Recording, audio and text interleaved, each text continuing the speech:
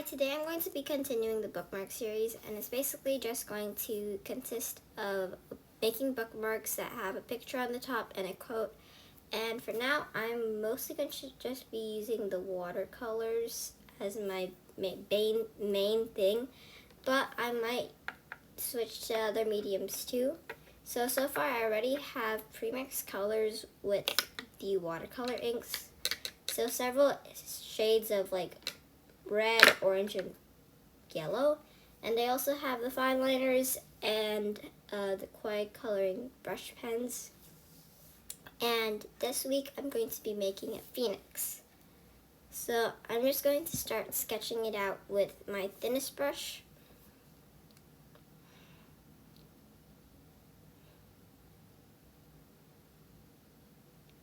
And I'm starting with the wings. And so the first one kind of swoops upwards, the next swoops out, and the third is the shortest one. Kind of just swoops out sort of too. And then I'm going to create the same thing on the other side.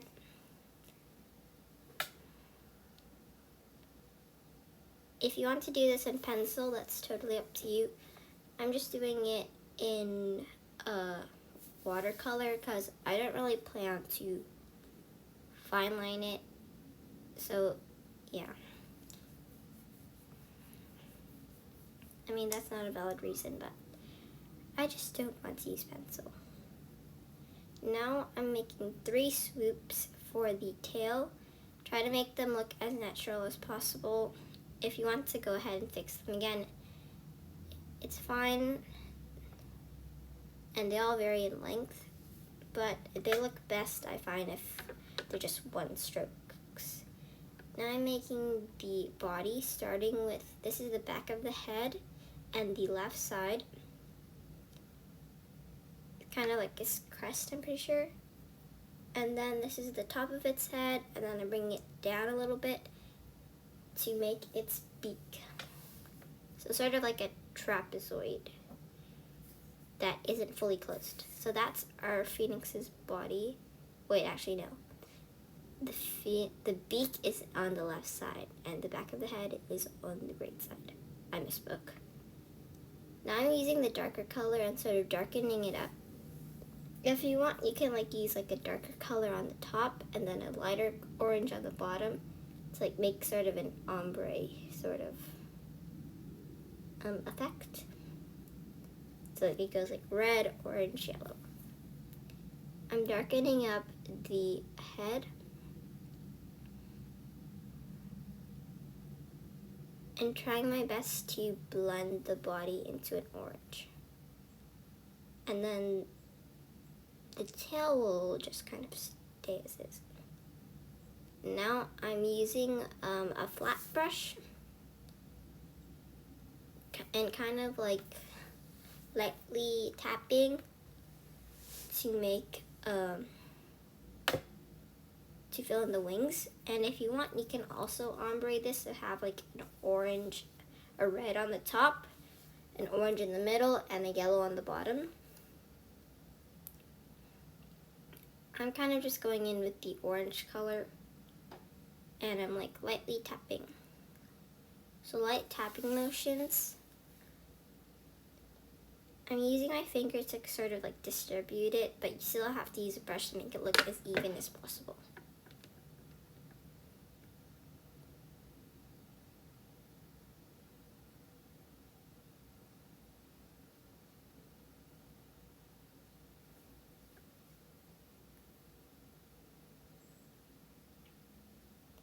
I'm going to switch to my watercolor wash brush, kind of just make it look neater and nicer.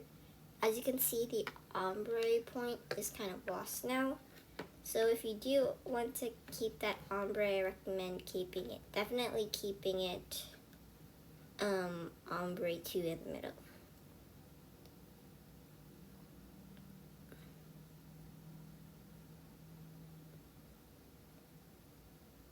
So you can see I made a mistake by starting to outline it again when it was too wet. So make sure that the paper or your brush isn't too wet.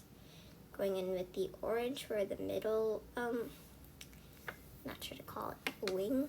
It sort of looks like a maple leaf. And going in with the yellow to outline the bottom.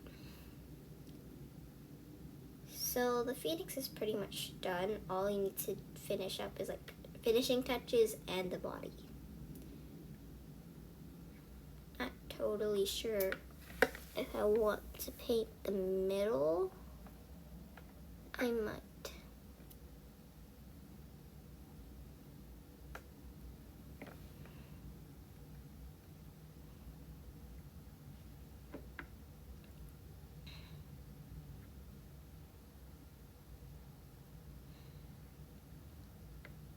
So I'm going to use this orange marker.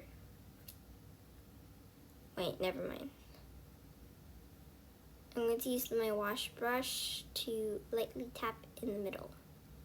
Using some of the yellow to lighten down the color.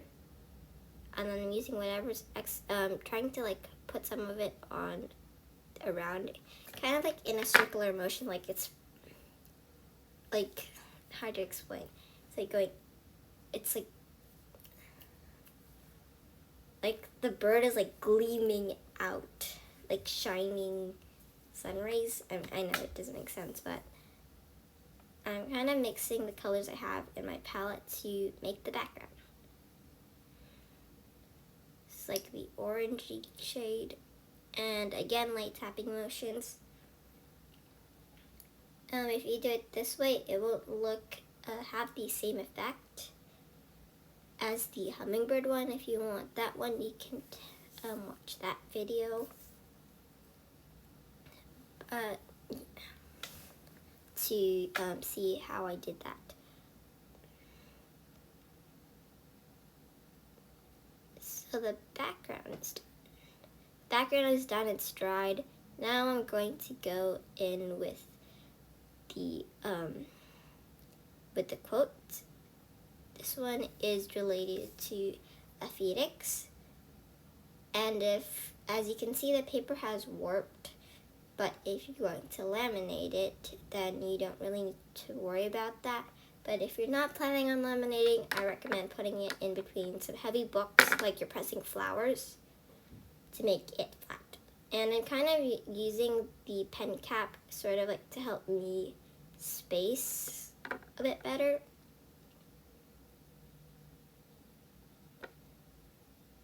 So basically, the quote is, "In order to rise from its own ashes, a phoenix first must burn."